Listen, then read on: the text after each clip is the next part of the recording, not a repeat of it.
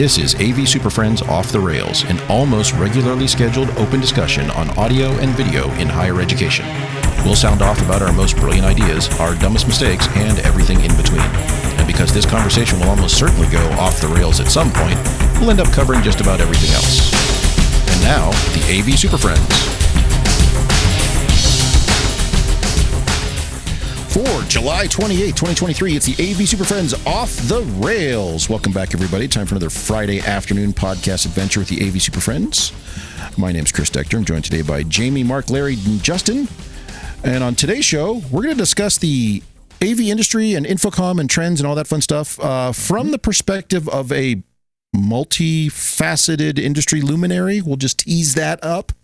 Though, if you're listening to this, you've already looked at the title and it gives it away. I'm not sure why we're teasing this, but I'm going to keep it going. We're also going to talk about conferencing, sound bars, camera bars, all-in-wonder boxes, those fun things that we all have, and there's thousands of them out there. But first, let's do some AV news. The news. And this article comes from AV Magazine. The link is in the show description. And the title is, Does there really need to be a single AV over IP standard? Yes. Next. So anyway, basically this article comes from somebody at AMD who's both a manufacturer and I'm not sure if his background is in AV like service providing or if he's strictly from the manufacturing standpoint. But basically it just rattles through that, well, yes, there's a bunch of different standards out there and they're all great and maybe they should talk, but maybe not, and we don't know. So I don't know. This is one of those things where I'm not really on board with what he's selling here. You don't have an opinion. I can tell you don't have an opinion about this, Chris. So I have no opinion about this guy being wrong. So that's quite typical of you.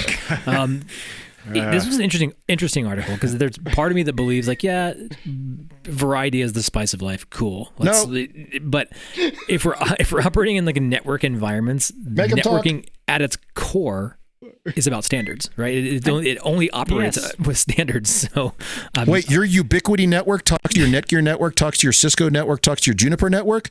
My mind is blown. Yeah, well, that happens, but that's made only if possible. you have the right cable. You got to have the right cable to make that work. I thought it was the connector, the actual. No, you can't. It's not configuration or connector. It's got to be the special cable between the two that makes the bits flow back and forth. Well, we just went out and cleaned the fiber, so we're good. Yeah. So, I don't know. It was an interesting article. I think it was cool. Lots of paintbrushes get you lots of different shapes. It was cool. That's your reaction. No, yeah, but cool. Early on, he even references SMPTE 2110 that says it's emerging as the dominant standard within broadcast production distribution. Agreed. And yet we in commercial AV are doing everything we can to resist it or even stick our heads in the sand about it. Not me. Not you, but we, the industry at large, because every time it comes up, they're like, well, but we do you're saying really manufacturers, really, is what you're saying there. Yeah, I think there's an opportunity for leadership.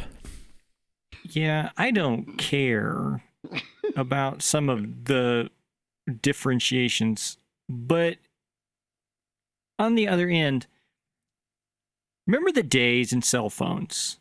Where are you going with this, Jamie? You couldn't text people out of your network or call. Yeah. You couldn't use a Sprint cell phone on an AT&T network, and if you drove to the wrong part of the country, it didn't work. You're roaming. No, it's called roaming. It worked. You just paid for it. It's a carriage fees. The carriers were different. The frequencies were different. It just didn't work. It's still the case. It worked. Still real. And still, we expect everywhere we go, no matter if I have T-Mobile and all over this country, I expect that I'm going to get a cell service somewhere. And that didn't used to be the case. It was very spotty. That said, allow me to introduce you to rural Wyoming. Good luck with that. Yes.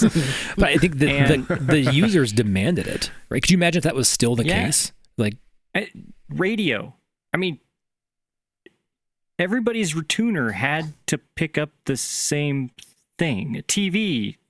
When we chose to go to ATSC, remember the debacle that was there, and they gave away boxes so that people could watch TV. This is not that much different. Yes, there's HD radio. Yes, there's FM and AM, and you have to have the right tuner. But when you have the right tuner, you're going to get all of the HD radios. If you have the right tuner, I think the biggest problem is the market. There's not a market forcing this. And I think that's to your point is, even after 9/11, when, we heard about the emergency radios of the police versus fire, and they didn't have any, they didn't talk to each other. Crosstalk. They didn't talk to each other. It created, and then they stole all your microphone frequencies. Yeah, and they stole all your mic frequencies. It was an event. It was a thing that creates change, right? And sometimes that thing or event is the market itself, and we're such a small market that nobody really cares about our voices. But if are you advocating for some sort screaming, of AV related 9/11? No, well, yes. So we need something major to happen. You're going to jail in AV to make a change. Now, is that a market shift? Is that there needs to be something major to push us over that border? I just feel like at some point they should all start talking to each other. But it's not in the manufacturer's best interest. Exactly. Go. That's what I'm trying to say, Larry. There's nothing pushing involved? it. There's cash involved, and the biggest players. Maybe the writer of this article works for a company that creates the chips. That's cash involved, and he didn't write it specifically because he's selling shit. Maybe he's gonna reach out now. We're so screwed. We're going to get sued. You idiots don't even know how it works. No, I really don't. Those with the control of this still have the control. It's all of us, people listening to this show. You are going to look for product. Look for interoperable product. Resist the urge to stay in my walled garden, lane, right? And so it's safer in here. And it's comfortable. Okay. That's the problem. And there's no motivation for people to get out of their comfort zone if they go. Yeah. We'll wait for him back. He's coming back. Yes, Justin will come back, right? His non-interoperable network. With ours, exactly. There it goes. He's back. Yes, he has no idea. He has no idea what just Justin, happened. we missed everything you just said, but we know it was important. So go ahead and say it again. You so glitched out. My Queen feed completely reset on me. My computer just crapped out on me, man. It was great. Was it like a 9/11 instance of AV for you? Did you have 9/11 in your government? In your office? Heard what I said and is now investigating his internet that comes out of my house. Tagged. Well, you're probably running an AMP right chip in there. That wouldn't have happened. Mm-hmm. Yeah, I know. Wow. I'm not standard. No. But you're not wrong. That we're comfortable in what we know. We're comfortable within our little ecosystems because we know that if I buy everything from brand ABC, it's all going to work together. Except when it doesn't. Why are there 7 flavors of DM? Damn it, which are not interoperable. So figure that one out. But that's easy, Chris. You just call the manufacturer, and they're going to solve it for you because you're in the ecosystem. Yeah, that's interesting how that works. People think. Yeah.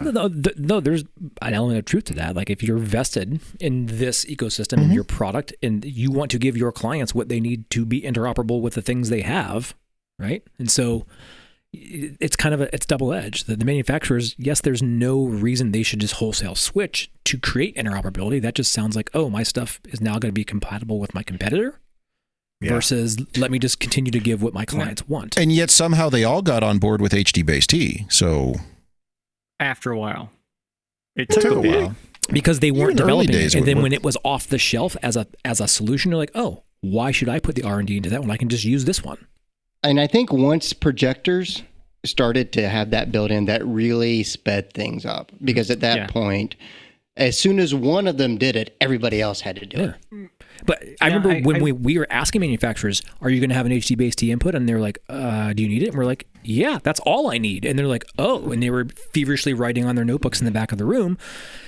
I think that's where we are again with the whole AV over IP things. Yeah.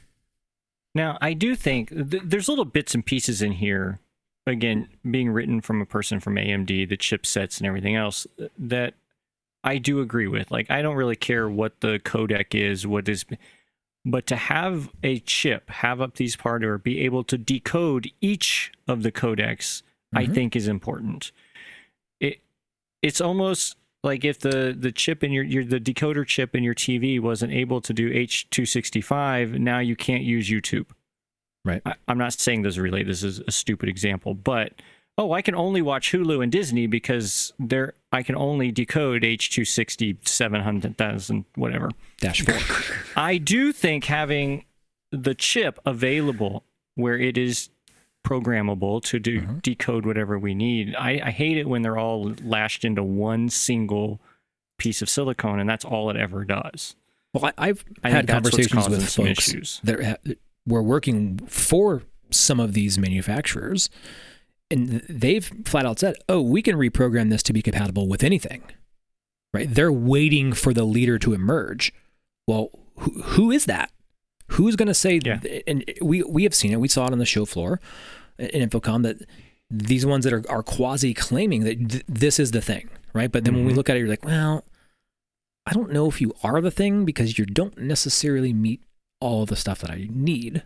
But I think when I go back to the leadership, I wasn't really joking. Like, there needs to be a leader to really say this is what we're all going to, or a group of leaders to say this is what we agree on.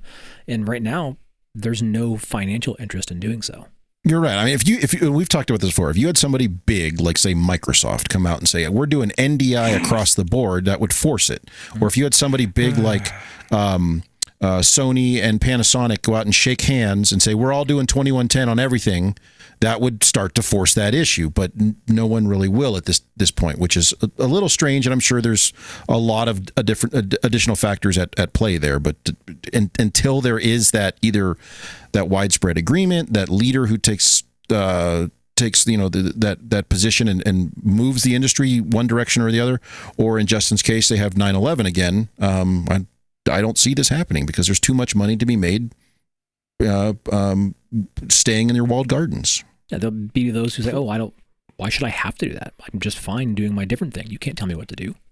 Yeah. Please not Microsoft. Please not Microsoft. Please not Microsoft. Please not. It won't be Microsoft, Jamie, because they didn't even show up at the show this year. So you don't have to worry about them. It's going to be zero trust. They were there. They were hiding. They were in the back. What'll drive it's going to be zero trust. When it says if you don't have these protocols in place on whatever it is you're communicating with, you're not going to work in our environment. And then all of a sudden everybody's in a scramble to adopt what it is so that the IT governance says you're allowed to work on my network. Agreed. But what if we just spin up a bunch of small thousands of networks and just stay in our ecosystem, Mark? Then your CISO is going to come over to your house with a sledgehammer and shut it all down. No, that is the most secure type of network that doesn't go anywhere. So yeah, the most secure network is just not plugged in. Right. You've installed a high impedance air gap between your network and theirs. Perfect. So did we solve anything on this? Yeah, we agree that absolutely standards matter, and we're hoping basically we bashed the entire article, and then we agreed with it, and then we bashed it again, and we might have agreed. I don't think we ever agreed with it. We bashed the article, and then we agreed with parts of it, and then we bashed our industry. We do want the best solutions for each case. We just want them all as part of the standard and be done with it. I'm going to disagree with that, Larry, because like with HD-based they're like, here's all there's the 5-play, I get it, but here's the 27,000 options you can do with HD-based and I'm like, I don't care.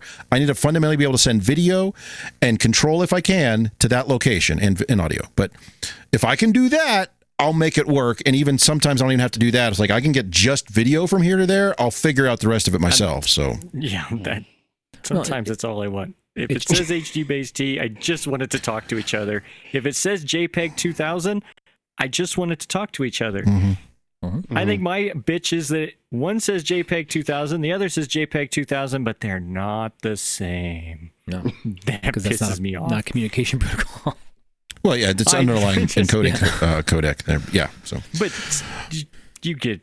I know what you're talking about. Let's go technical. Let's just. You want to get in here for a minute? I'm done. I'm out. No, I'm out. No, we're angry. I I'm think gonna go home. If you're looking for solutions, and you had your buy box and your assessment criteria is interoperable on your list of need to have. Not as a need to have, no, currently, because we've all made peace with it over the last 4 or 5 years. And that's if what the it industry is, wants. then you're actually not buying any AV gear because none of it's really until it gets out of the nice to have into the need to have. Right, we will have what we have. Well, but if you were asking that exact same question, say in like 2018, I almost would be willing to bet that interoperability. But I'm saying if you were looking at the same thing in 2018, 5 years ago. And I'm looking at AV over IP infrastructure sort of thing, and I was coming up with my list of criteria, I'd be willing to bet that interoperability would be on the need to have. So, and it is on as much as it can be on mine. But I get like 5play. I can't ever get all things. Mm-hmm. There's always usually video. There's always something that's not. And it's something that is rumbled about every now and then from various, large control system and AV over IP manufacturers, that there might be a way to get NDI or SMPTE 2110 or something in there. I'm like, great, if you do that, that will start changing some stuff. But then it's still coming soon. Yeah. So. All right, well. Alrighty, well, how about we take a quick break? Because we've got a very, very special guest coming up in just a few seconds after this message. Hey, y'all, I've got this new show I got to tell you about. It's called AVSF Live. That's LIVE exclamation point. First off, all you need to do is go to avsf.live.live,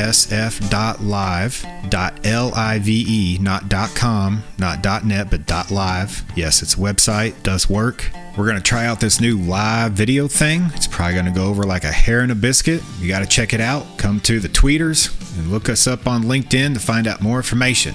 We'll see y'all soon.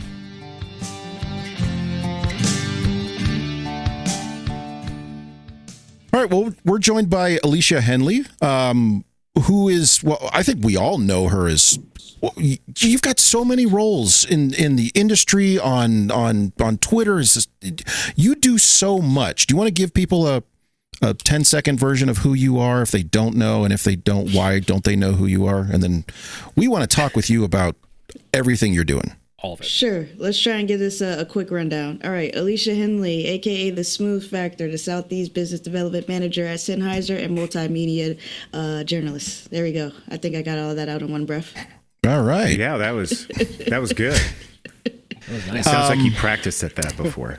Yeah, you almost have an elevator pitch of who you are. Maybe a time or two. So you were all over the place at InfoComm. You're doing so much. You've got, perspectives from, from your manufacturer, from your day job. You have to do stuff there. You're heavily involved in AVIXA and multiple committees. You're there as a journalist, an influencer. Let's start with the most trite question possible that everybody hates, but we have to ask it. How was the show for you? Show was great. It was crazy, but it was great. I mean, I've worked for manufacturers in the past, but not at this stature with this great grand booth. The good thing was that we worked in shifts. We have a big enough team to where we were able to take shifts and have that kind of freedom to roam the show floor as well. So it was easy to kind of do all that I do, as well as be in the booth and do what I do. But it was a whirlwind of events for sure. As always, it's InfoComm. If it's not a bunch of craziness, then I don't know. Like that one show that was slow, 2021, it was unrecognizable. I was like, I don't even know what this is. So I'm glad that we're back to the crazy. Honestly, it's all good. Yeah, 2021 was definitely weird.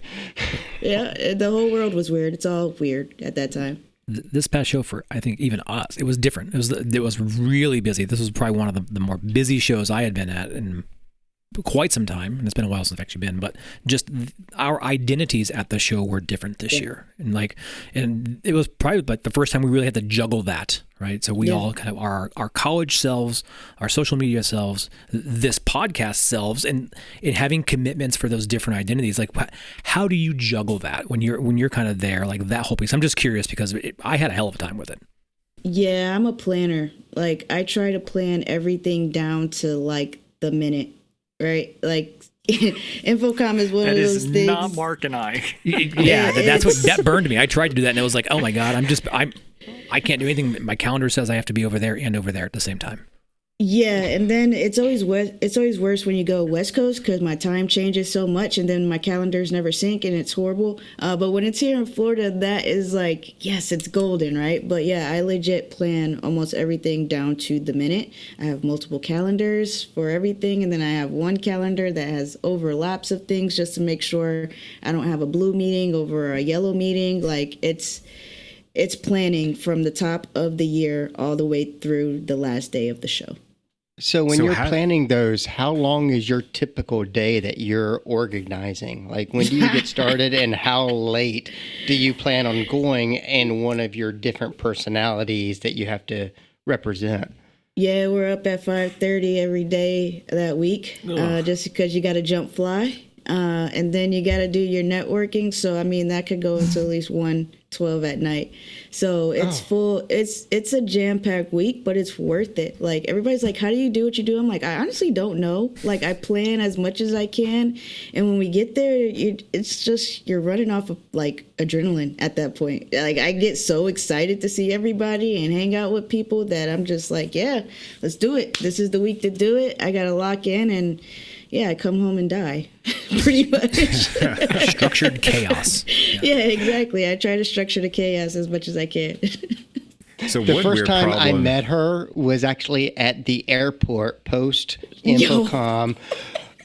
Me and her were scheduled for a red eye. We were on a flight at like 4 a.m. in the morning, on Saturday morning.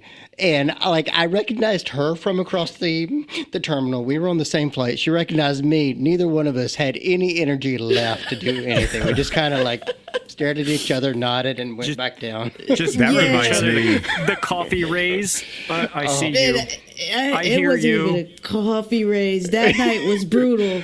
Because it was the first time back to InfoComm in a real like natural capacity, right? So Friday night we're out like screw it, we're gonna pull an all-nighter. We're drinking, we're watching sports, and I didn't even go to sleep. I just went straight to the airport, and I saw Larry with with Chris Nettles' podcast shirt. Yep. Yeah, the base camp. I saw him and I was like, oh, here we go. And I was like I was like dragging in like a zombie. But it was mad respect because we both like side-eyed each other. It was like, hey man, we're not doing this right now. But it's all love. That's funny because I forgot about that. That was probably the night that I did the most drinking. I was like, I hope nobody sees me. And we ran right into each other. That reminds me of, this might have been the InfoComm before COVID. Was that Vegas, I guess, the last one, the full last one before COVID maybe? Or was that Orlando? So. Was it Vegas? No, I think that was if it was 2019, that was Orlando. Orlando. That was Orlando. It was Orlando. But it was Friday morning, and I was walking through, I think I was heading to the airport, and I look over, and I saw you laying on your back, passed out on a couch, and I yelled over. I was like, are you good? Are you all right? And you didn't say anything. You put both thumbs up. You're like, and just smiled. I'm like, all right, she good. Man, yeah. The last night is like, all right, we're going all in. Because I usually fly out super early on Saturday. So it was like, all right, we're all in. And then I'm just going to drag it home if I can. So the people who see me Saturday mornings or late Fridays, yeah, you catch me at the end of it where I'm done. Yeah, that's good memories, you guys. That's yeah. That is like the perfect example of what my week is like. And then you see me at that state, and I go home that way, and I am that way for at least 3 to 4 days. 3 to 4 days recover. Yeah. Oh yeah. Wow. Yeah. Where do you find you spend, like when you calendarize that? Is it your day job? Is it your alter ego? Where do you 1/3, 1/3, 1/3? I mean, how do you go about, what takes up your priority? How do you go about juggling that? Because like Mark said, I don't know, I probably spent 70% of my time being a podcast person and 30 as part of work. But you just said you had struggled with it too. So how do you, after show, are you going out as social person Alesia, or are you going out as a work representative? So that's the thing, right? It's titles. It's all titles. But honestly, no matter what version you get of me is me. I'm going to be laughing. I'm going to be dancing. I'm going to be swagged out because I love looking good, right? You're going to get the hair up, you're going to get this up. Like, me is me. And that's something that I try to get across. Whether you meet me online, you meet me in person, you meet me at an airport, like 9 times out of 10, I'm usually myself, unless it's that one-off night where I'm just like, yeah, I'm alive, but 9 times out of 10, what you get is what you get. But when it comes to prioritizing activities, it's always a 9 to 5 first, because from my perspective, that's my livelihood, and my partners come first.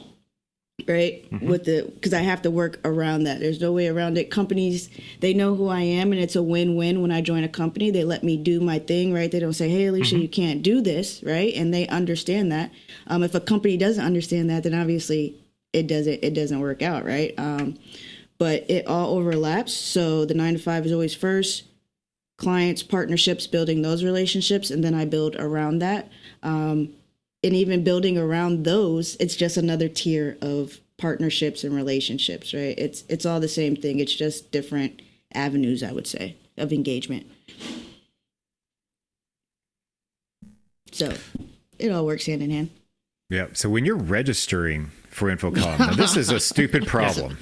Okay. Yeah, I don't want to talk so about did it. you do what we did where we have to make up Alesia Hendley and then Alesia Who is that? Hendley and Alesia Hendley. Now you have 3 different Justin, there's these things called email addresses you could use. So. Yeah, but they can't be all the same. So you got to make them up. Right, so you make up your own names and you register as different names. You guys aren't very good at making up false identities. Attendee versus exhibitor.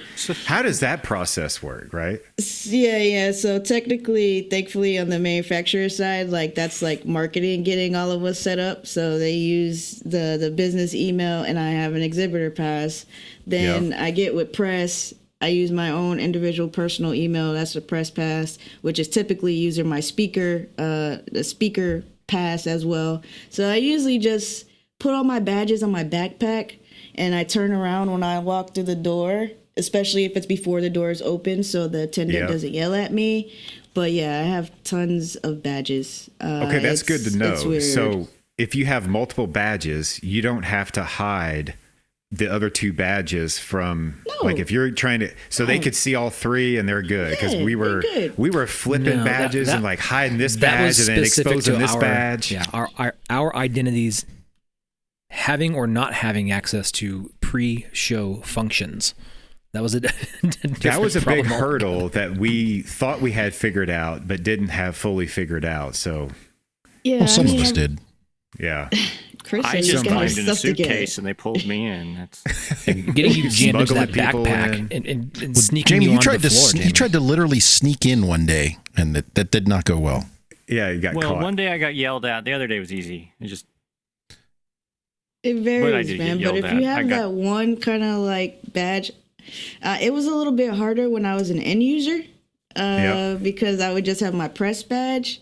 But at that time, it was kind of early on where manufacturers would do press release at 7 a.m, where you go to their booths, and so that would automatically get you on. But I don't see much of that happen anymore, thank God, because I didn't like the 7 o'clock touring the booth thing.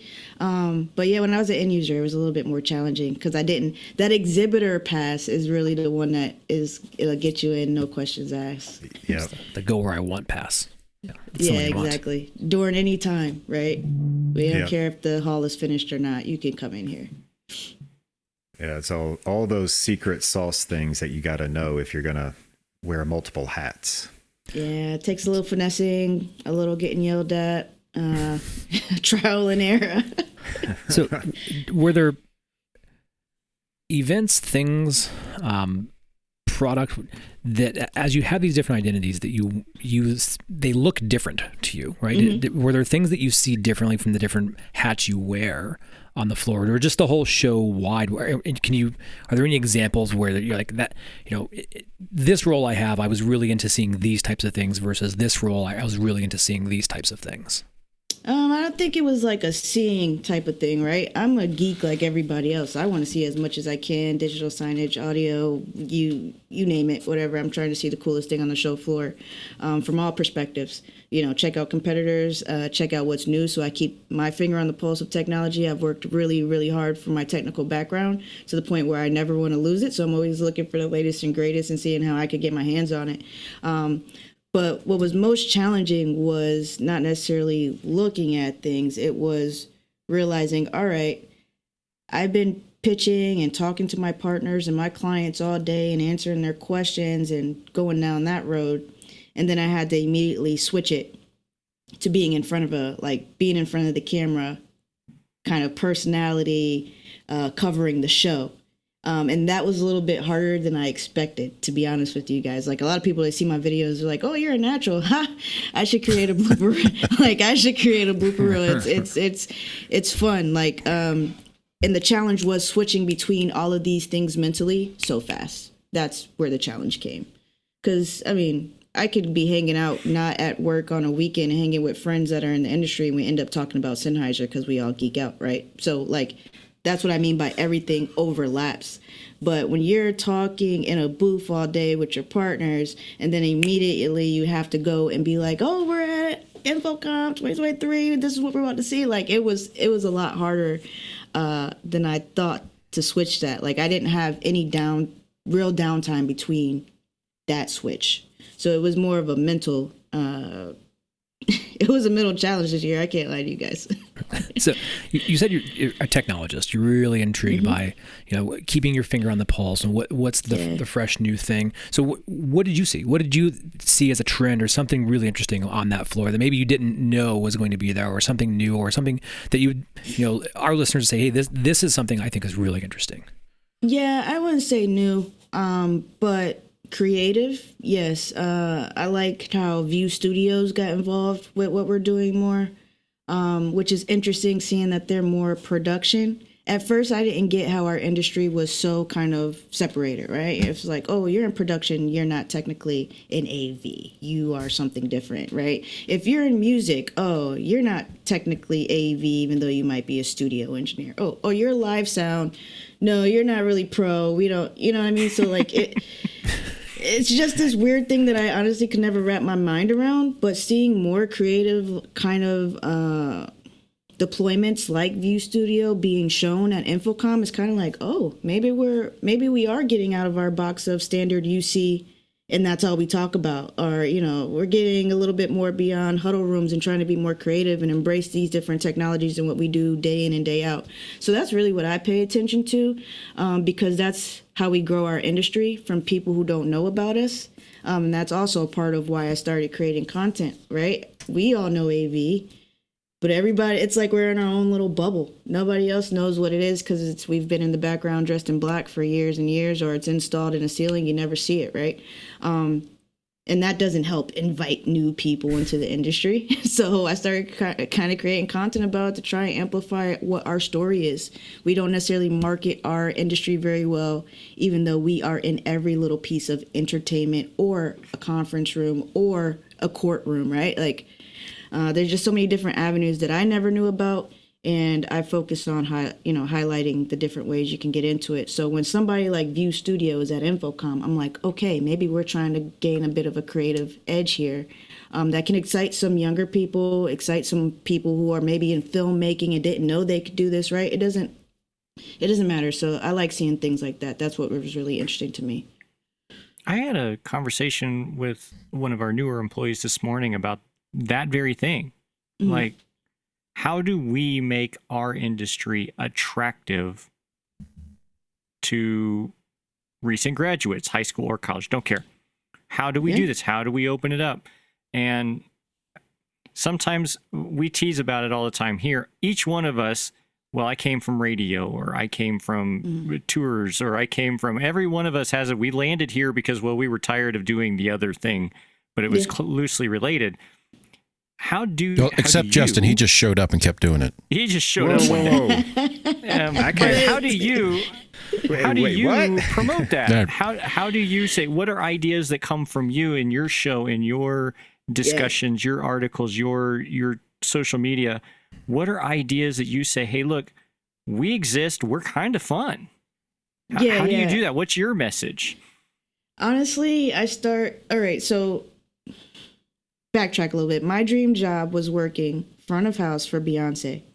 I came from House of Worship, live sound, right? That was my dream job. And I quickly found out, like, I don't even like touring because I don't like doing load-ins and load-outs across the city of Houston. Yeah. It's like, this is actually terrible. Yeah, it's working for a moving company. You get to work for a moving company and then do 10 minutes of creative stuff. Yeah. Exactly. Like, so it was this is hard.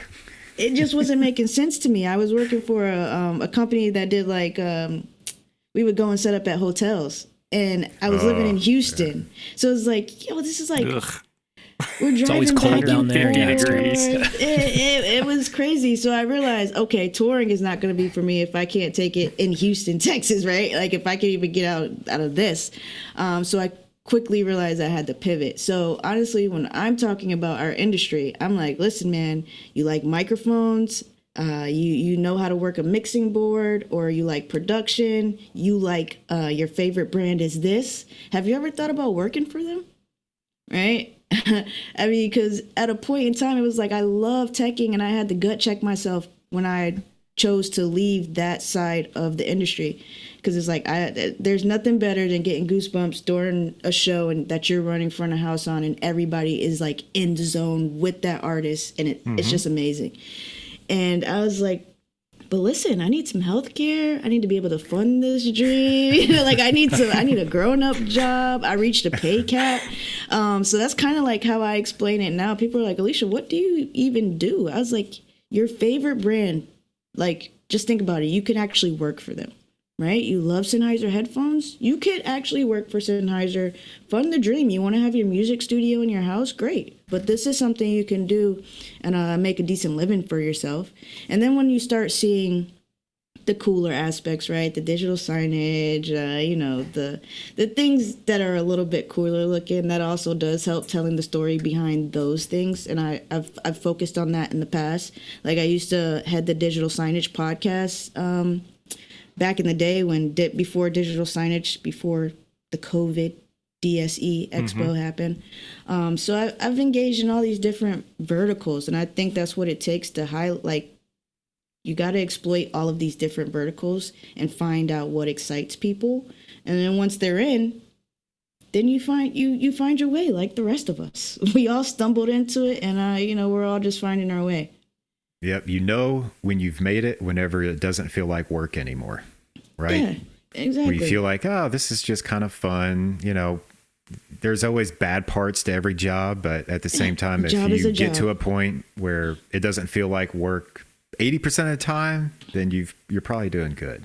And that's honestly why it's so hard for me to cut it off. Like, I love every aspect of what I do. Like, we were up in Nashville earlier this week, and I was with my boss. I was like, am I crazy because I have so much fun doing this? Like, I just love engaging with people, meeting new people, seeing new areas, finding out about new projects and how people are utilizing technology.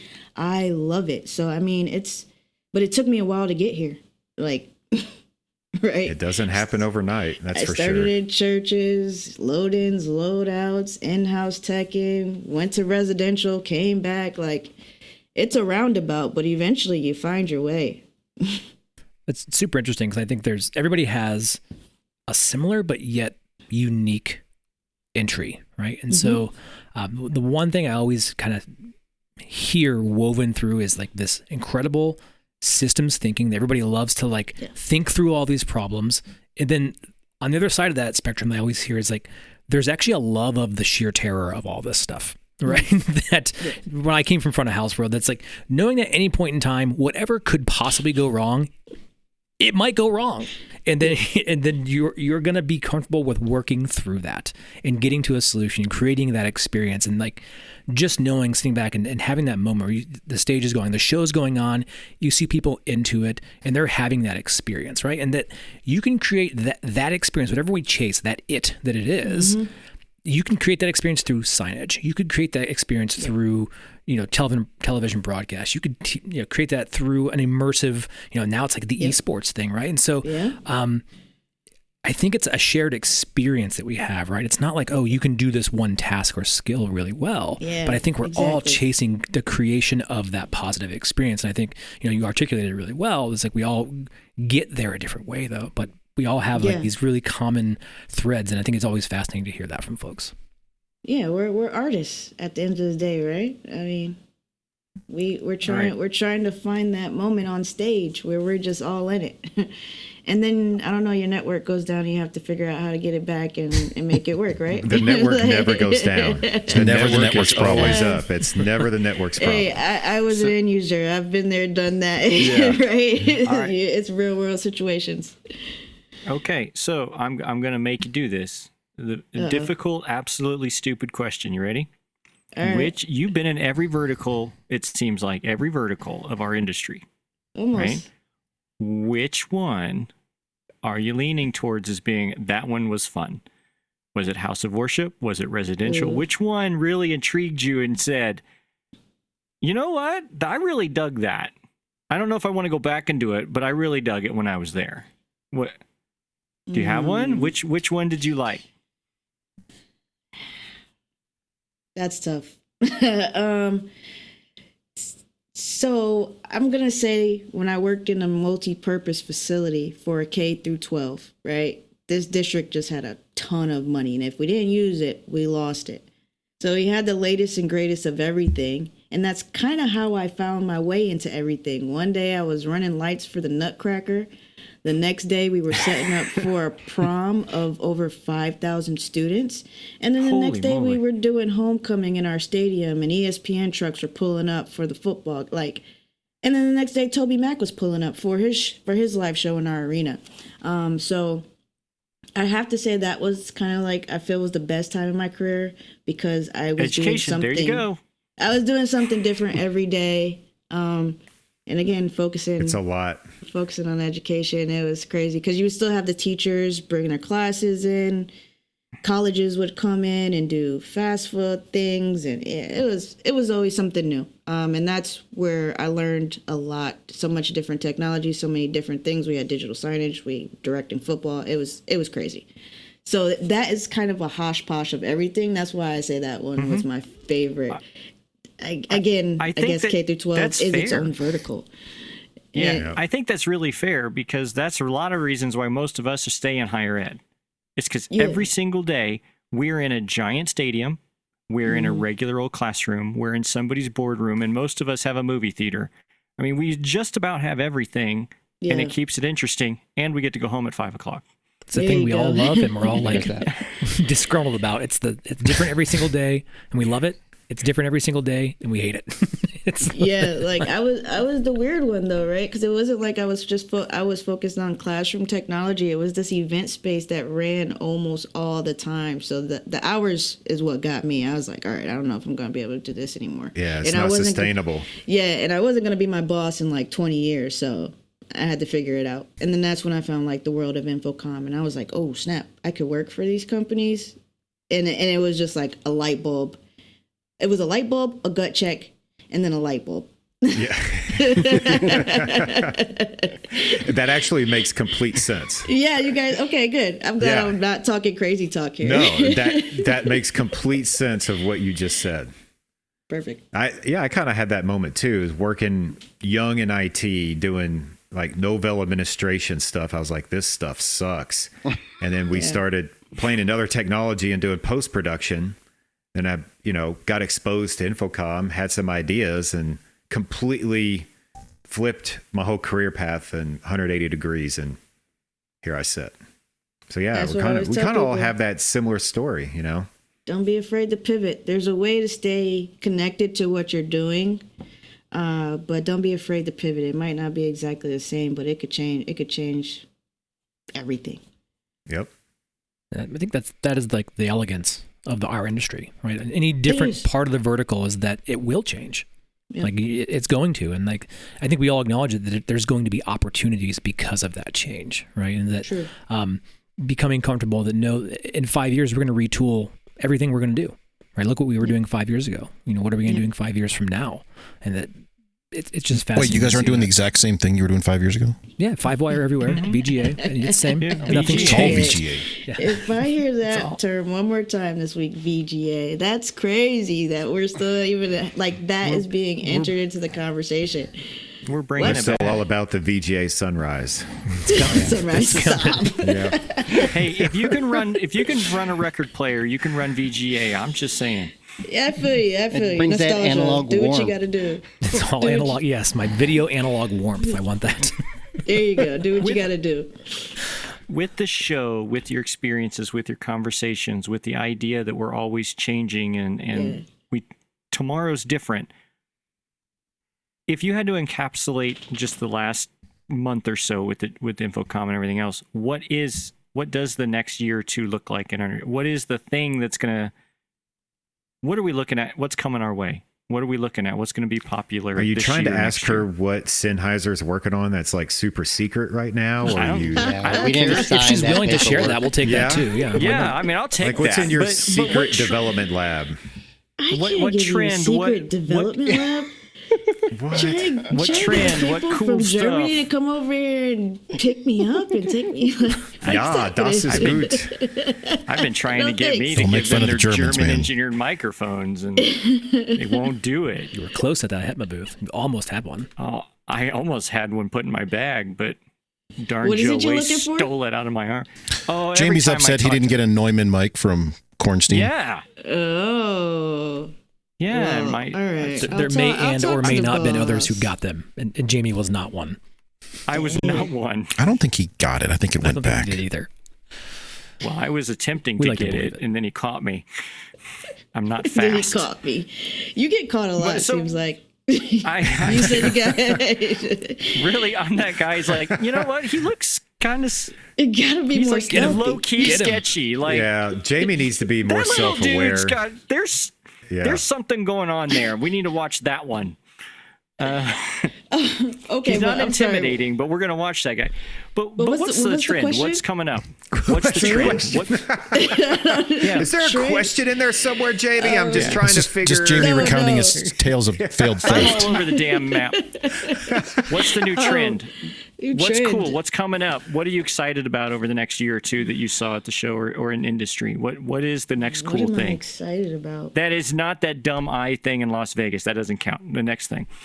Hey, that's You don't cool. like the sphere? What? Come on. Every campus you needs know. a sphere. There. Sphere's That's cool, what's I gonna be think. not cool with it. I'm not think lying. it's I would that- take a spear on campus. That'd be pretty Yeah, sweet. I think I it's the want marketing a burnout. desktop-sized Everybody's one, all but 2 feet. Desktop size one. You just Sphere gotta for put- ants. sphere. But still, you that's have the a same Snow desktop globe. resolution. You can just would. shake those up and then they do stuff. Yeah. Snow It's- globe. I was about It's to just a say, snow what? globe, Chris. Digital I was snow just about to globes? Is that say, what we're doing now? What kind of content Yeah. would you want on it if it was a desk sphere? It's It a just needs to world mirror class. everything that Vegas is doing right It's- then. no, so no, if it's a- Vegas it's- is doing the eyeball, No, we can just Oh, have it gosh, pop no. up the eyeball. It would be a You know, the- world class event center for ants. Yeah, I wanted to do Teams and everything else ants? that I needed to do. It needs to do all of those things on It's my just desktop. a Teams room. Yeah. All right, I'm I sorry. told we're you, getting not off the deep Vegas end. thing. Not the Okay, Vegas thing. not the Vegas thing. Okay, What's cool? What's coming up? What are you excited about? what am I excited about? If you were going to write a check for something you saw at the show, what was that thing? virtual production. Just because I am dig in into a that. form of production, right? And I would like to do a lot more from right here at my house. So the fair. way they are setting those virtual stages is pretty cool. Integrating a little bit more AI technology is where it gets scary for me, and like Unreal Engine, like it could get really weird and really good at the same time. But yeah, if you're talking about putting some cash up for something, yeah, virtual production is I mean, all the actors are going on strike right now, and then you could take like Unreal Engine, put it on a virtual screen, like Just there's make like new actors. It's great. Yeah, you Yeah. could make new That's like frightening. it's like that's why I'm like it's cool, but it's frightening at the same time. Is it gonna make a shit ton of money? Probably. So if I could, you know, it is what it is. There are universities out there right now trying to figure out how can I use Unreal Engine to create new instructors, We are new instructors. yes. Wow. and then just have that's- Chat that's- GPT create all the language and everything, and train the AI bot to just be the instructor. And that's how workforce. we get Skynet. See? Yeah. And so- yeah, I'm- Yeah. I've I mean, I've it's heard scary. rumblings of wanting to have a virtual production just for it's just dumb as it is for the Zoom meetings and the online class. I'm like, really? You spend $1 million so that you can have a Zoom call? we're doing it right now in our, Well, our I production built spaces. We're- studios like that already. I built those 3-4 years ago. They're not used that way, but that was the Probably not concept. with all of the moving cameras and digital screen. No, I So the think- cameras did work in Unreal Engine. The cameras were available to be set up for motion tracking. All the capability was there. They were, and to be fair, they recognized they were not doing that on day one, but on day 2,487 maybe. So Yeah, I think And they actually- walk in and they're like, how do I use this? What's going on? well, there's I think there's the some concept yeah. of walking into somewhere itself is kind of not needed, right? And so, like in our production space here on campus, we are reimagining what that looks like. And yeah, we have the traditional studio space, but we're thinking more contributory. We know what if students want to be wherever they are. what does that environment now look like? They're contributing to production spaces from wherever it is, virtualized sets. We're not talking giant tons of layer one infrastructure anymore, and all that's kind of collapsing. We're just leveraging network, vMix, the like, all, and those workflows. It's a massive disruptor, and I think that you're absolutely spot on. Like, virtual production and how that changes how we look at our tools is like that. At least that's what I'm exploring. And so if you're saying the same thing, then cool. I made the right assumption. We're gonna throw out a bunch of old analog stuff. It's so I feel like commercial on the side of what we do. We usually are really geeked out about virtual production, and then bringing that into what we do. Right, we steal little ideas from what they're doing. They seem a little bit more ahead of the curve sometimes. And then also residential, right? Something cool when like the smart home is happening. Then we're like, oh, we want our stuff to talk to us too. You know what I mean? Like, it's this really weird thing where we like to take pieces from those other industries, but at the same time be like, no. We're not a part of that. For a moment, I thought you were going to say it's the tiny house inside the Vegas sphere that makes it look like it's larger. There you go, right? All ran off the smart things. Exactly. So, but yeah, if I had to put some money up, I guess that's what I would be into. I mean, conferencing isn't going anywhere. Cameras are going to get better. Audio is going to get better. Whoop-de-doo. And people are going to choose what they want to use, right? What makes it different? Who do you prefer to work with? And that's part of the reason why I travel so much, right? A lot of this stuff is boiling down to relationships. And I've been trying to tell people this from the start. Like, technology is great, but people buy from people. Can we just be humans? Get some food and geek out a little bit, and then figure out how we can make your space better with Sennheiser. There it is. That's a sales pitch. That was a nice way to bring that around. Yeah, nicely done. I was like, did that go above their heads, or was you guys? Okay, you got it. That was that was a pro move. Wow. But yeah, honestly, Alesia, I think that's a great place for us to kind of draw this slightly to a close here. That is a fantastic way to say this, that we are people out there, and we need solutions, but we don't have to go crazy with brand new technology things. Things are going to get better, but let's maintain those relationships and build on what we've got rather than trying to reinvent the wheel every couple of years. That part. Exactly. Well, hey, how about another opportunity for you to do some free plugs, point people to where they can find you, and then get more information from you, all that stuff, and anything that you want to. Hey, your opportunity. You got the mic. What do you want to talk about? And we'll let you get on with a useful part of your day and not just wasting time with us. No, you're good. This was not a waste of time. This was a lot of fun. And as I was going to say, first of all, thank you guys for having me. I remember you guys first started the podcast. I was like, oh, this is fantastic. This is going to be great. AV SuperFriends. So I'm glad I finally got to be on like 2 years later, but it's all good. It's all man. good. I'll blame Justin. Twist the knife. Shit. Why does It's Justin's fault. We know that. It's Justin's fault. Man. It's always Justin's fault. Damn, it is.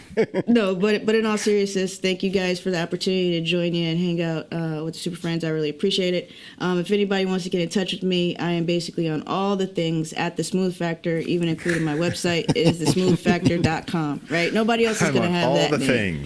All the things. Whatever your platform of choice is, type in The Smooth Factor, you'll find me. And then again, including my website. And I'm very active on LinkedIn. I guess if I had to choose one, LinkedIn is my jam. Like over the last 3 years, I love LinkedIn. We're in B2B, right? I would have not guessed that. LinkedIn is my jam. I thought it was going to be Twitter. Twitter's my second. LinkedIn. Did that Twitter, change Instagram. Recently, or has it always been that way? 3 years ago, it changed. Is when it changed for me. Okay. And I think that's because of COVID, right? I couldn't go out and meet people. I couldn't do anything, and I was like, I still want to connect with people in the industry. Half of our industry doesn't get Twitter. Don't get me wrong. There's a lot of us there. But there's still some OGs that are like, yo, I ain't touching Half Twitter. of us on this call don't get it. Exactly. I mean, it's cool, I right? tried, But most of the people, 9 times out of 10 in our industry or outside of our industry, are on LinkedIn. Okay. Does everybody utilize it correctly? No. But I found a little secret way to do that, right? So it's really been my jam. I can't lie. LinkedIn is I'm on there all day. So write me on LinkedIn. There you go. All right. I need to spend more time on LinkedIn, it sounds like. It's the jam. It's fun. Get those trainings in, Justin. Justin, your LinkedIn profile is so old, it says you're still working on your college degree. Oh, is that true? I don't think so. But he doesn't know. I think Chris is just throwing shade and he's just bullshitting the audience and making everybody think that I'm an idiot. You look nervous, man. You aren't for sure. Yeah, As he's you're gonna have furiously updating his LinkedIn profile. I'm Yeah, nervous he right is. now or nervous on my LinkedIn page? Or both. Right now, you look like. Yeah, what, Now I'm confused. I need to go do some social media research. You're gonna see all your notifications for the next month or so are gonna be like such and such viewed your profile, such and such viewed your profile. Oh no. That happens anyway. It always pops up like 75 people have viewed your profile. Yeah. Like, okay, I don't cool. even know. And then it says, 75 would you like to people. subscribe to LinkedIn Premium? Yeah, and then it asked me for money, and I was like, I don't know yet. And we'll tell you So who they when- are if you give me money. But it shows some people though without the money. So if you could see who's viewing your profile, what do you do? Do you just be like, oh, that's cool, they looked at my profile, or do you reach out? I don't know. It depends on the person. Like, what if they're stalking me? I don't want to reach out to my stalker. Businesses, I don't Like, it just reach out. depends, right? Yeah. Like, you gotta be I mean, cautious. It does depend, but do you actively do it though? Would do. it be If it- or are you opposed to it? Like, no, they're just looking, I'm not gonna write out. If it's people who share a vertical or they're very similar, like I'll Yeah, make I'll that blast connection. them. Why not? Yeah. Because, I mean, so many people connect with me, and we've been connected for years and just never say anything. Don't say anything, don't like anything. And I'm like, what are we doing here? So They're then I stalking eventually you. That's reach called a out like, stalker. hey, what's happening? You know, you want to be friends? Like, And they're like, and the stalker's like, oh, shoot. yeah, oh caught. shoot, she saw me. I got caught. Yeah, that's She saw exactly what me. happens. Some people actually respond and some people don't. And I feel like that's exactly what happens. Oh, snap. Oh, gosh. But yeah, be active on LinkedIn, people. Anyways, Chris, Okay. yes, back to you. No, I think that's great. I think we all need to go spend time. I'm looking at my LinkedIn right now. It says, please log in. I think we all need to spend time getting our profiles up to date and maybe spend a little more time interacting with the people out there. Because, yeah, I've got, 700 million connections, and how many people do I actually interact with? 2? that aren't None? on this call. Yes. That are not on this call? None. So, yeah. Words of wisdom there, Alicia. Appreciate that. We'll definitely have to have you back. So check back in another 2 years, and then we'll blame Justin for that. Yeah. No. Anytime, reach out, and we we'll need to not let that happen again. yes, we will Jeez, maintain man. that connection to have you back on soon. No, So this has been a absolutely. lot of fun. Appreciate you guys. Thanks. Hey, have a great one. Do you have a question for the AV Super Friends, a topic to suggest, or were we just really, really wrong on something and you'd like to give us a piece of your mind? Well, don't just yell at your computer. Send us an email and we'll actually read it. Mailbag@avsuperfriends.com. We're always looking for good ideas to steal, discuss openly. And if your message is just full of great stuff, we might just invite you on the show. Mailbag@avsuperfriends.com. All right, so for our last segment this week, we want to talk about there are thousands of these things: camera bars, sound bars, conference bars, mic bar, whatever you want to call them. That general category? Form Biamp, factor. Crestron, Edge. Extron, Sennheiser, Yamaha, Bose. There are dozens of them. Yeah. And then you have the ones that are kind of like the all-in-wonders. They've got like, I've got a little Android thing in here that never gets updated, and I've got holes in your network, but I can do Zoom and Teams and all sorts of stuff. These things are everywhere. Mm-hmm. Are they? And we're seeing companies add. I'm not going to say they're garbage. Some are okay for what they do. And we're seeing companies add like, oh, now here's an outboard camera that connects to it. Now here's another microphone pod that connects to it. Now it's got Dante and it can talk to this thing. They're kind of becoming the center point of the entire AV system. Some have control systems and control surfaces. But I guess my confusion or maybe concern. My concern is we're starting to see kind of like these lesser devices become the industry. Whereas 3 or 4 years ago, yes, we had a purpose for a camera bar in a room. You got a small room, you put this in there, that's great. That's all you need. Now they're kind of becoming the entire thing. So I guess what are our thoughts on pro AV, pro audio, whatever, kind of going into this like IT-ification of the industry with these things you just you just get out of the box and you plug it in and away you go? And I think there's a little unpacking here. So it's two. I just said you unpack it and you put it on the wall. Unpack it. You're done. Yeah. Get it out So of here. I love these little camera bars. They're I great. do too. I'm what a they fan. Which identity of yourself loves these? The integrator or the school? Both. Both. Okay, I just want to make sure we're on for the same school page. and integrator. Okay. In the right application, yeah. And that's kind of to y'all's point.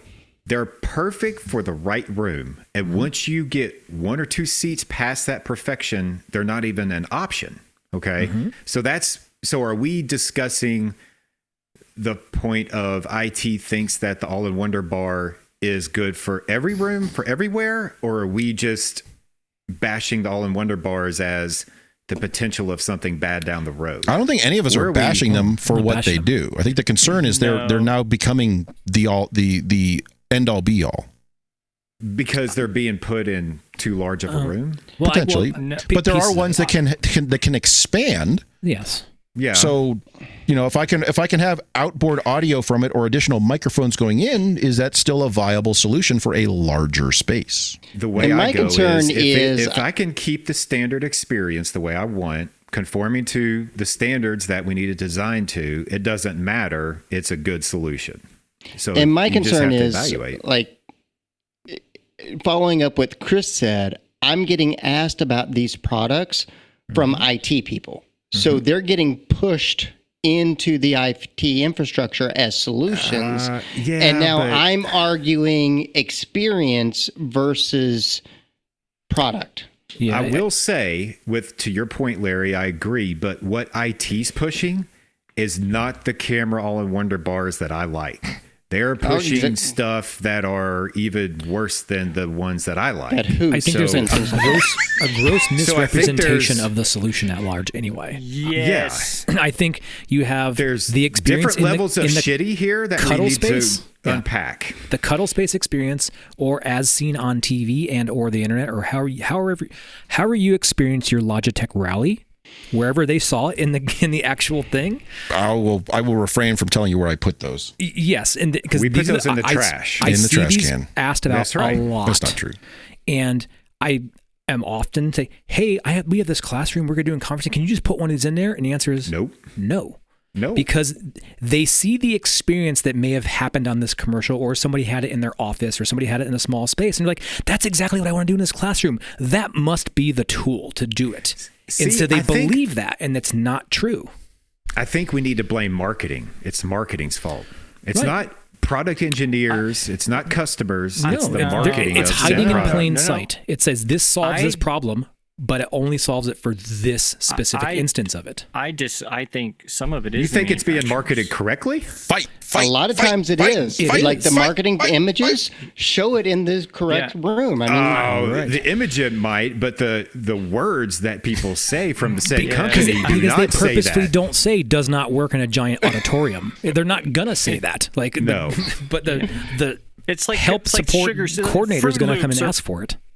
Part of a healthy part of a breakfast, complete balanced breakfast. Yes, exactly. There it is. Part of a holistic solution. Please consult your administrator appropriately. As long as you Marketing have fruit problem. and no, but I do think it's a manufacturing problem. I think they're all trying to jump on this thing, and we've seen in the right circumstance these things are nice products.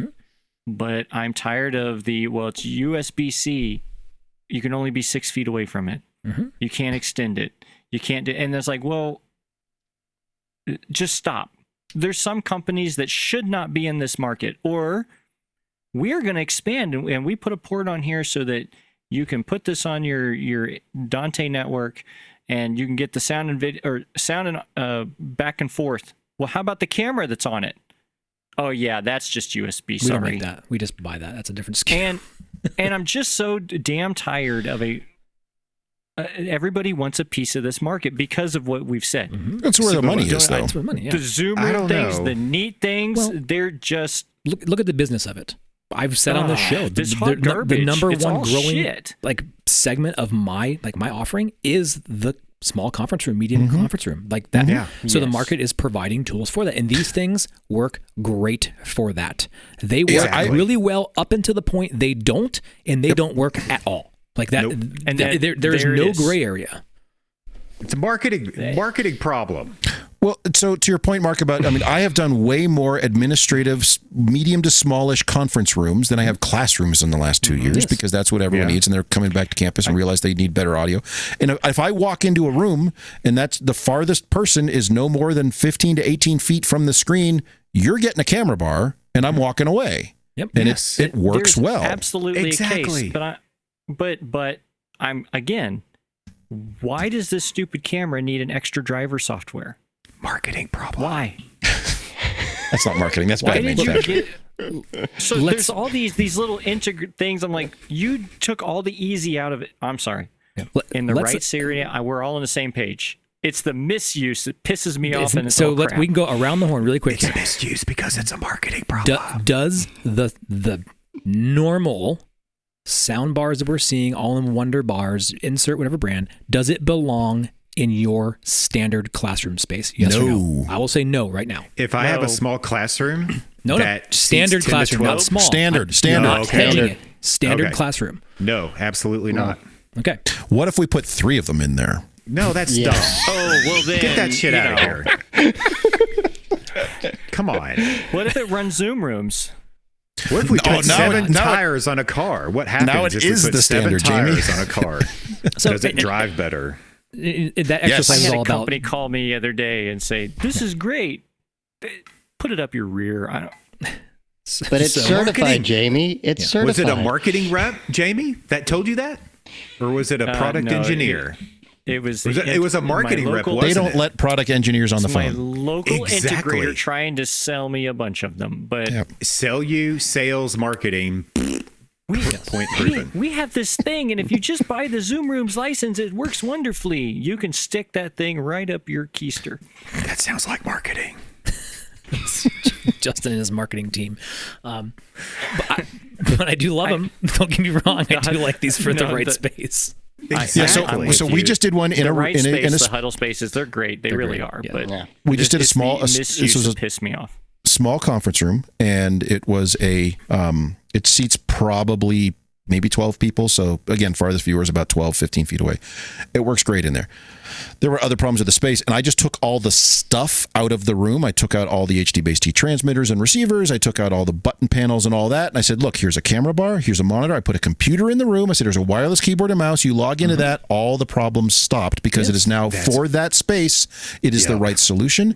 It is super easy to use. They are happy as can be because we have come over and quote-unquote fixed their system because we took out all the stuff, which was wedged in there to try to make it work, and it was just causing all sorts of. So for the right scenario, these are great. I will even go so far, and this is going to blow some people's minds, I'll go so far as to say an owl cam, or as we like to call them, the entire category of hootie hoos, are great for the right scenario. If you have a room where you have 4 to 6 people sitting around a table and they're all right there, that's fine. I keep finding them, though, and Justin, to your point about marketing, and to be fair, Owl Labs in particular, their marketing material is all correct, but they get sold as this is the one thing you need to put into your giant auditorium, and you can now mic all of, the entire stadium, and everyone can be heard. They didn't do that. That's all on the kind of on the sales side of things.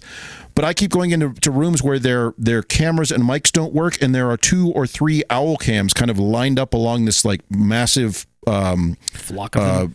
Well, I was going to know this massive like aircraft carrier table, and I'm like, well, that's your problem right there. You cannot buy 3 of these and just make the room better. It doesn't work that way. So but it does cause issues. Well, I think Justin, were the owls staring at each other? Justin, you fight this. The last one I found, there were 3, and they were not even linked. And you can link them together and they share over Wi-Fi, which is a whole thing as far as enterprise networks, because none of those support like proper enterprise networking and all that. But that's all. They weren't even linked together. They literally just put 3 in there with the thinking we'll just have 3 different people connect them to their computer. I'm like, oh my god, please stop. To those powers who made that decision, that is a symptom. And Justin, you may and or may not have been asked. Justin, your solutions are all too high priced. You have golden stuff, too expensive. So what happens is not anymore. We just had a consultant come in. Now I'm cheap. Exactly. No. The person who was tasked with the problem was office coordinator. Can you please find a solution for this room? Because I'm not going to call the insert technology IT department people. because their solutions are too expensive. In my case, it was the IT. Definitely It was be IT. over $1,000. Right. And $1,000, we have a budget of $500, and so go to that Google and just person's find only something. they can only buy up to $1,000, so they can go all wherever they want to go on Amazon and find it for the $1,000 solution. That's all that And the person's Hootie given Who comes up justification to do. first on the Google link. Right. Marketing. But I have 2 questions on the soundbar. But we don't have time to get One, into those. We got to go. So, Does it have Atmos? Atmos. And 2, does it sound as expected from, quote, insert company here, like you would expect? Does it sound I as don't good as have those questions ever. I'm My not sure what questions you're talking are, about. is it cheap? I need cheap. Solving just for cheap. certain reviews Cheap. we've seen that says, as expected. It sounds Oh, like it's yeah. expected. That's a Awesome. separate issue. But I know, but so I'll say from my perspective, a lot of these came from IT because it was an easy. I bought a thing, I put a thing in a room, and I solved all the problems. And then it's up to me to now actually point out that no, you didn't. And those complaints you're having about the space are because you did not do that. Now, a lot of it was budget. Oh, it's $1,000 for everybody. Like, well, that didn't really fix anything. But the good news is now they've only spent $1,000 as opposed to, because we all have these spaces that somehow people found one-time donor funds or whatever, and they spent 30, 40, 50, 60 grand on a terrible experience, terrible technology, and you get to play the game of, well, I can reuse some of it, but most of it's got to go. But we're still under contract, so it needs to last another couple of years. have you run into, because this did recently come up for me with these soundbars in particular, they did buy the Zoom enabled, Teams enabled, whatever, the Rooms enabled version of the soundbar, and is no longer supported by said Room system. Oh, yeah, that's going to be a big problem. We can't reuse them. So let's pretend you actually like these. You want to put these things in more often. I'm being a hypocrite. I do like them in the right space. Do you get the pretty simplistic ones that just are just going to work, or do you avoid the smart one? We'll just call them smart. The smart ones. They have some kind of OS embedded in them. What do you? He's saying, do you use the straight up USB agnostic ones, or do you use the Zoom and Teams? The certified or non-certified? I don't use certified anything. Well, I think the one that a lot of them are certified, OS and I in don't. They're probably certified, but I don't pay attention to it because I don't care. I have no need for them to be certified. Let's put it Like that the way. ones you all are buying are probably certified for Zoom and Teams because they Yeah. almost No, have to be to be no. considered. What he's saying is the compute or the ones that You're saying the compute embedded inside, yeah. The embedded software. Oh. No, Yeah, I stay as far away from that shit as everything. possible. No. Yeah, no. That's I don't know about that. It's pretty normal for us to not do Android embedded things. Oh, that's what you, yeah. Okay. Larry, what was it 3 years ago? What was the year you and I were in InfoComm? And we went around to all these different manufacturers and saying, where's the version that doesn't have Android? And like a bunch of them were like, we don't We have have Android. That was the really small InfoComm. So that was the one 21, post-COVID, okay. 21. Yeah, and it was amazing. Like most of the booths just looked at us like we were nuts. Like, why wouldn't you want all these features? Mm-hmm. The people I know bought those, and they're having to throw them away. Up a creek. They're paperweights. Because they can't update them. They found out their security flaws. Zoom stopped supporting them. In this case, it was Zoom, but stopped supporting them. And they have to throw them away. So What was if you're the going one to do that, this, keep that in mind. What was the one that the Google future. made? It was a display, and it was the Google that's right. something or other. But it was a goofy display. Jamboard. Thank you. I was going to say something. I have board. one right out there. Yeah. That's another one that scares me because at its heart, it's like a 55 or 65 inch monitor. And at a certain point when the software stops working because there's no additional input, you're kind of up a creek. There is an HDMI. You just can't really do much with it. Like it only does audio and no video. Like Does what it do you mean say- you can't do much? Like there's For no future like, if use? It's just it still has that operating system, and so Yep. you have to figure out how to get to the HDMI. There's no remote. I wanted you to say it's the one instance of HDMI is being used as a network cable. Yeah. It's for. I think it was Jamie just said it's for audio only. I mean, it passes It's just the Ethernet. Get return the channel. Ethernet Like, breakout that's it. cable It's from just to get audio HDMI. out. and Should be fine. Yeah. Or So do you have a favorite? One Do of I these have a bars? favorite? Which one are you using? Yeah. Which I one are you usually using? use biamps, but I will say I am intrigued. throwing Alesia some credit here. I am intrigued by Sennheisers, and I do want to buy one of those and try that. Yeah, but that one was cool. As far as like going out and exploring a bunch of bars and doing comparisons and shootouts, like that's what I do on weekends. Time for that. If you have one that you like and it's good and it's secure and it does a job, just use that. Whatever. There's one feature I do look for in these bars, and that is an external audio input. Exactly. I was about to say, same. I don't think any of them tick all the boxes to say, I want something that you could put on the network for monitoring. I want something that's got some additional transport for expansion. I want something that still has the analog I/O on it for those scenarios. And every time you mention that to some of these manufacturers, it's always missing one thing. Yeah. So no one makes the perfect one yet. I actually haven't needed the analog inputs yet because I feel like I'm just designing. How are you running laptops to them? Yeah. Well, if you're doing it in a Zoom room, you're fine. Well, if I only have a TV and it's a computer, there is no laptop, because our stance is if you're going to want to put a laptop on that screen, bring up a Zoom call and do wireless sharing that way. Done. Yeah, and that is a we don't have laptop connections in our conference rooms anymore. That's a workaround, but No, but I think when I look at them, that's the one thing that I always look for, if they do have it or not. And then, like, if you ask me what my favorite is, it may not be what I have the most deployed, but I do have the most deployed, probably the Crestron UC SB1-cam. Now, it would be nice to have an audio input, because then I could run the audio out of the TV. Now you're on the trolley. Now you're thinking. I haven't needed that yet because I'm not putting these in rooms where we need that. So, but how are you getting your Atmos? Seriously, dude. That's a gas company, and so you pay for your gas, and then they deliver it to you. All right.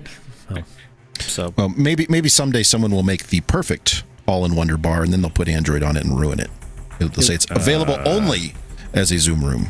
It'll be built on a standard that's not widely adopted. Zoom rooms will be bought by then. Amazon room. Microsoft's going to buy them and then never have them interop. They'll just shut it down. A Teams Zoom room thing. That'll be the day. All right, well, screw that. Let's get out of here. We'll do a show again next week. How about that? Cool.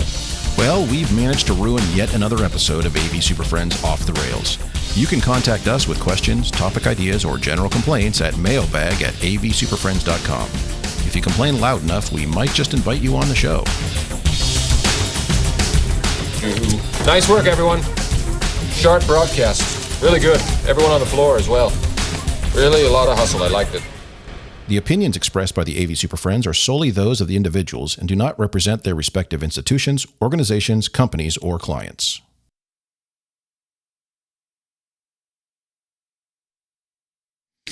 Mark, that's not a king-size bed. That's a king-size end table. Just put it next to the bed. How much room is here? Yeah, you know how many empty water glasses I have spread across that end table? I have to buy more pint glasses now because they're all dirty up on my king-size end table.